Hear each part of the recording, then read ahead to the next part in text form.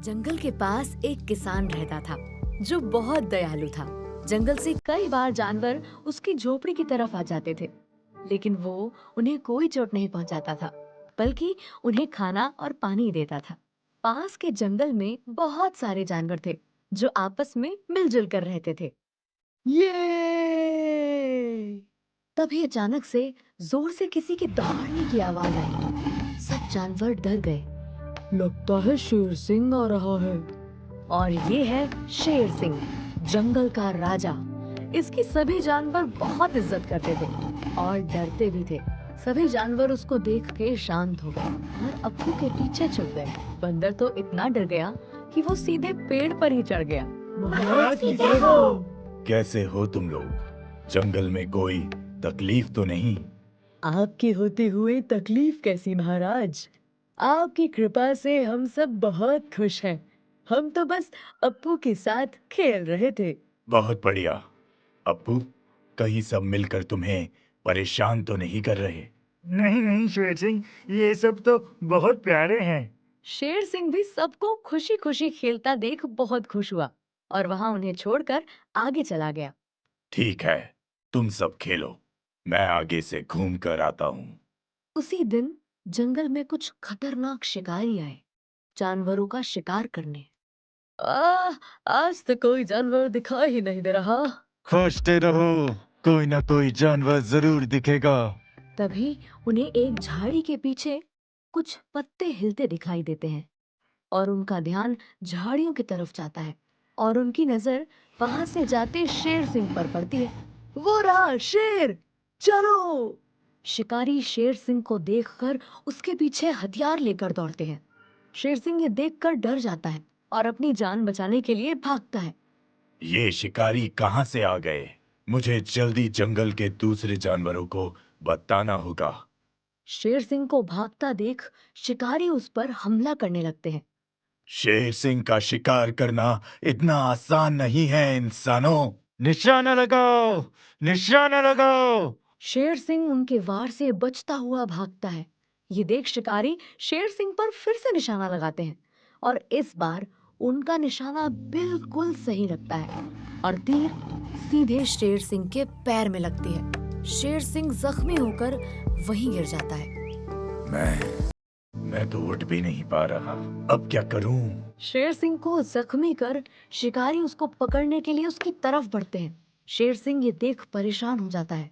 शिकारी उसके करीब और करीब आने लगते हैं। मुझे इनसे किसी भी तरह बचना ही होगा। जंगल की तरफ गया तो पकड़ा जाऊंगा। मुझे दूसरी तरफ भागना होगा। बस यही एक तरीका है इनसे बचने का। शेर सिंह अपनी पूरी ताकत लगाकर वहां से उठता है और किसी तरह लंगड़ाते हुए गांव की तरफ भागता है। शिकारी वहां आते हैं और शेर सिंह को गायब देख आश्चर्यचकित हो जाते हैं। ओह, वो शेर कहाँ गया? अभी तो यही था। कहीं भी गया हो तो ज्यादा दूर नहीं गया होगा। आखिर वो जख्मी है। हम फिर से वापस आएंगे और उसे पकड़ लेंगे। अभी रात भी होने वाली है, चलो यहाँ से। शिकारी बाद में वापस आने की सोच वहां से चले जाते हैं। जख्मी शेर सिंह किसी तरह वहां से चलता हुआ उस दयालु किसान की झोपड़ी तक पहुंचता है और वहीं बेहोश हो जाता है। अब मुझसे और चला नहीं जाएगा। उसी समय किसान बाहर आता है और शेर सिंह को वहां गिरा हुआ देखता है। ये तो बहुत जख्मी है, मुझे इसकी मदद करनी चाहिए। किसान ने रात दिन शेर सिंह की सेवा की और धीरे धीरे शेर सिंह के सभी घाव भर गए। किसान ये देखकर बहुत खुश हुआ और खुशी खुशी शेर सिंह को विदा किया। वो वापस अपने जंगल चला गया। शेर सिंह को बहुत दिन से जंगल में नहीं देखकर बाकी जानवर भी चिंतित थे और जब उन्होंने शेर सिंह को देखा तो काफी खुश हुए। अरे शेर सिंह, इतने दिनों से कहाँ थे? दिखाई नहीं दिए।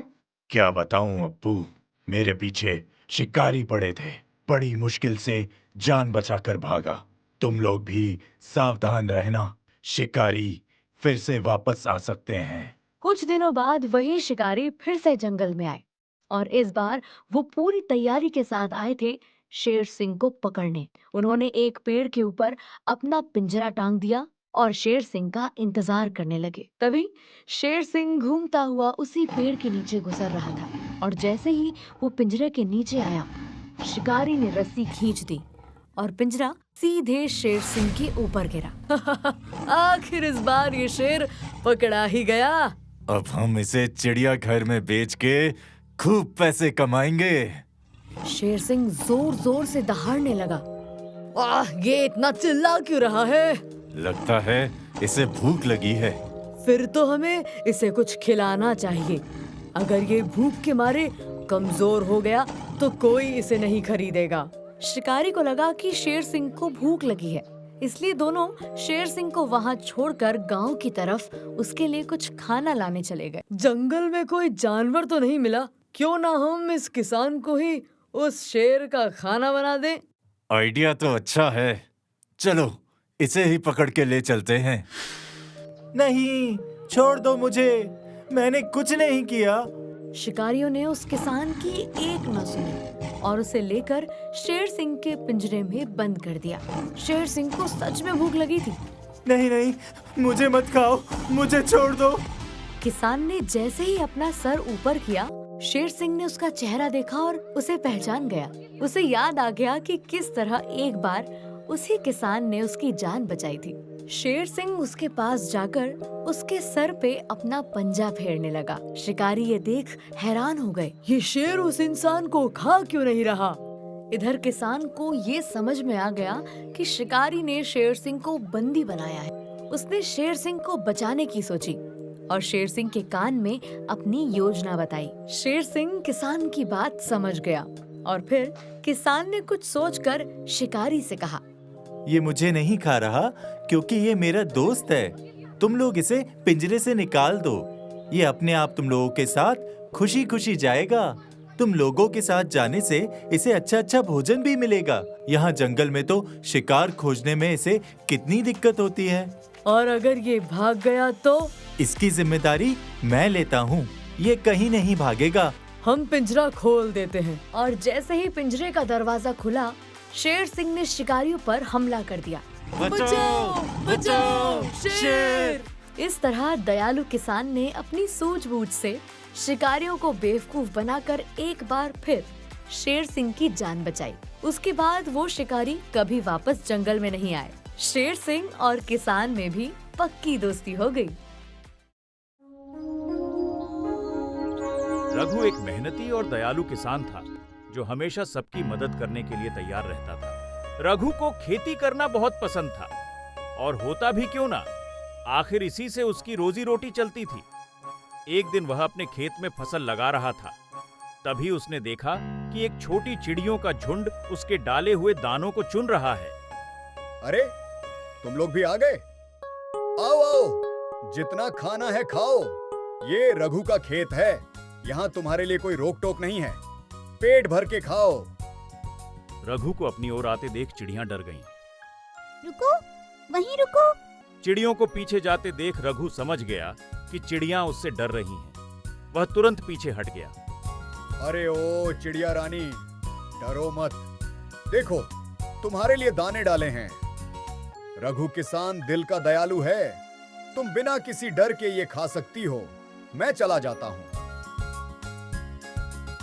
दिन भर खेत में जी तोड़ मेहनत करने के बाद रघु अपने घर लौटता है। सुनो जी, दिन भर तो खेत में रहते हो, कभी कभी चिड़ियों के साथ साथ घर के काम में मेरी भी मदद कर दिया करो। जल्दी आ जाया करो। सिर्फ चिड़िया को दाना डालने से घर नहीं चलेगा। अरे लाली, चिड़ियों का भी हक है खाना खाने का। अब और कोई नहीं देता तो मैं दे देता हूँ। पर ये चिड़िया हमारे किस काम की? किसी इंसान की मदद करती तो वो हमारे कुछ काम भी आती। अरे लाली, तुम समझो तो सही, हर काम में स्वार्थ नहीं देखते। और देखना, समय आने पर ये जरूर मदद करेंगी। हाँ हाँ हाँ, आखिर चिड़िया हमारी क्या मदद कर सकती हैं? वो सब छोड़ो और खाना लगाओ, बड़ी जोरों की भूख लगी है। रघु रोजाना चिड़ियों की मदद करता था, कभी उनके लिए दाना और पानी रखकर तो कभी उनके लिए पेड़ में घोंसले बनाकर। एक दिन जब रघु अपने खेत में काम कर रहा था, उसी समय एक चिड़िया उड़ते हुए आई और रघु के सामने जोर जोर से कुछ इशारे करते हुए चहचहाने लगी। रघु चिड़िया को इस तरह चहचहाते हुए देख समझ गया कि जरूर वो चिड़िया उसे कुछ दिखाना चाह रही है। रघु तुरंत उस चिड़िया के पीछे गया। चिड़िया रघु को अपने साथ जंगल की तरफ ले गई और वहां जाने के बाद रघु ने देखा कि एक हाथी का बच्चा एक गड्ढे में फंसा हुआ है। वह गड्ढे से निकलने की बहुत कोशिश कर रहा था, पर निकल नहीं पा रहा था। मुझे इसकी मदद करनी चाहिए। रघु दौड़ते हुए अपने खेत की तरफ गया और वहां से एक लकड़ी की पटरी उठाकर ले आया। घबराओ मत, इस पर चढ़कर तुम ऊपर आ सकते हो। रघु ने हाथी के बच्चे को गड्ढे से बाहर निकाल लिया। हाथी का बच्चा बाहर निकलते ही जंगल की तरफ चला गया। ये रघु नहीं आया आज।